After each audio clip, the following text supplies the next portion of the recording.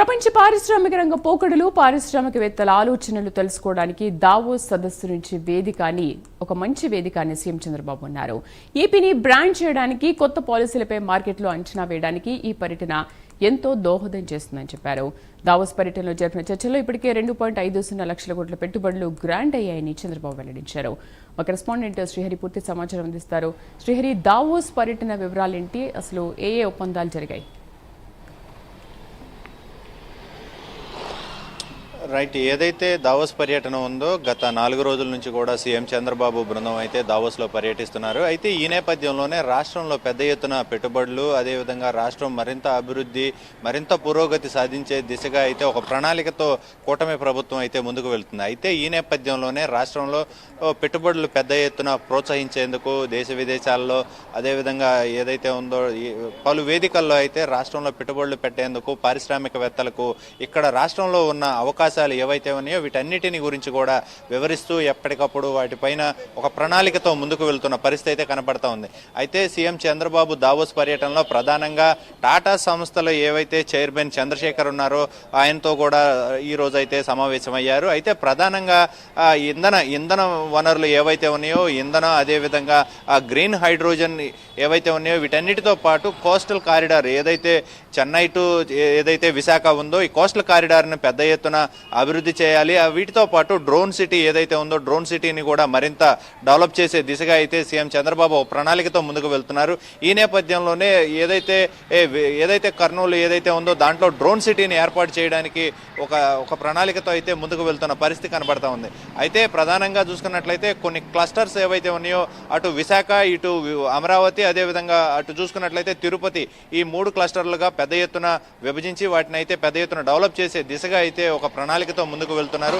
అయితే ప్రధానంగా ఇందులో మనం చూసుకున్నట్లయితే ఇప్పటికే విశాఖ వేదికగా చూసుకున్నట్లయితే గూగుల్ లాంటి పెద్ద సంస్థలు, ఆర్సీఎల్ఆర్ మిట్టల్ లాంటి పెద్ద సంస్థలు, అదేవిధంగా ఏదైతే ఉందో ఇటు చూసుకున్నట్లయితే ఇటు డ్రోన్ సిటీ, ఈ తిరుపతి వేదికగా డ్రోన్ సిటీ, వీటితో పాటు ఎలక్ట్రానిక్ పరికరాలకు సంబంధించిన ఏవైతే స్పేర్స్ ఉంటాయో వాటన్నిటినీ కూడా ఏర్పాటు చేసేందుకు, వాటన్నిటినీ ఇండస్ట్రీస్ని పెద్ద ఎత్తున ప్రమోట్ చేస్తూ వాటన్నిటినీ ఏర్పాటు చేయాలి అంటూ సీఎం చంద్రబాబు అయితే సూచించారు. దీంతో పాటు ఆక్వా రంగం ఏదైతే ఉందో ఆక్వా రంగం, అదేవిధంగా ఫుడ్ ప్రాసెసింగ్ యూనిట్లను ఏర్పాటు చేసి మరింత అభివృద్ధి చేయాలనే ఒక లక్ష్యంతో అయితే ముందుకు వెళ్తున్నారు. వీటితో పాటు ఏదైతే ఇప్పటి వరకు మన అమరావతి రాజధానిలో క్వాంటంతో పాటు ఏదైతే ఏఐ ఇన్స్టిట్యూషన్స్ మరింత డెవలప్ చేసి వీటన్నిటినీ కూడా టెక్నాలజీ పరంగా మరింత అభివృద్ధి చేయాలనే ఒక లక్ష్యంతో అయితే ముందుకు వెళ్తున్నారు.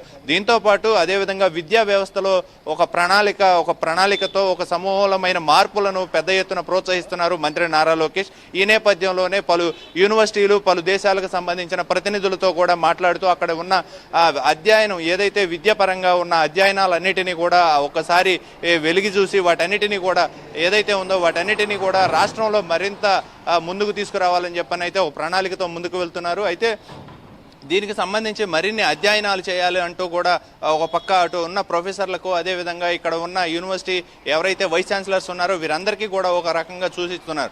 అయితే ఈ నేపథ్యంలోనే మరిన్ని పెట్టుబడులు పెట్టేందుకు రాష్ట్రానికి రావాలంటూ పారిశ్రామికవేత్తలకైతే సూచించారు. ప్రధానంగా ఇంధన వనరులు ఏవైతే ఉన్నాయో ఇంధన కర్మాగారాలతో పాటు గ్రీన్ హైడ్రోజన్, అదేవిధంగా ఎలక్ట్రానిక్ పరికరాలతో పాటు పెద్ద ఎత్తున రాష్ట్రంలో పెట్టుబడులు పెట్టాలంటూ సీఎం చంద్రబాబు అయితే సూచించారు. దీంతో పాటు ఆక్వా రంగం, అదేవిధంగా చూసుకున్నట్లయితే క్వాంటం, వీటన్నిటిపైన పెద్ద ఎత్తున పెట్టుబడులకు అవకాశాలు ఉన్నాయి. వీటితో పాటు రాష్ట్ర ప్రభుత్వం ఏదైతే సహాయ సహకారాలు ప్రధానంగా పెట్టుబడులు పెట్టడం ఒక ఎత్తు అయితే రాష్ట్ర ప్రభుత్వం ఇచ్చే ప్రోత్సాహకాలు ప్రధానమైనవి. వీటితో పాటు వాటికి కావలసిన వనరులు ఏవైతే ఉన్నాయో ఆ వనరులన్నీ కూడా అందిపుచ్చుకొని అక్కడ నిలుపుకోవడం అనేది పెద్ద టాస్క్. అయితే దీనికి సంబంధించి కూడా సీఎం చంద్రబాబు ఇన్వెస్టర్స్కి అయితే ఒక హామీ అయితే ఇస్తున్న పరిస్థితి. ఏ వేదిక మీదకి వెళ్ళినా కూడా పెద్ద ఎత్తున హామీలు ఇస్తున్నారు. రాష్ట్ర ప్రభుత్వం పలు ప్రోత్సాహకాలు అందిస్తుంది. పెద్ద ఎత్తున ఎలాంటి ఇబ్బందులు తలెత్తకుండా సింగిల్ విండో విధానం ద్వారా అనుమతులు ఇటు రాష్ట్రం నుంచి కానీ అటు కేంద్రం నుంచి కానీ ఏవైతే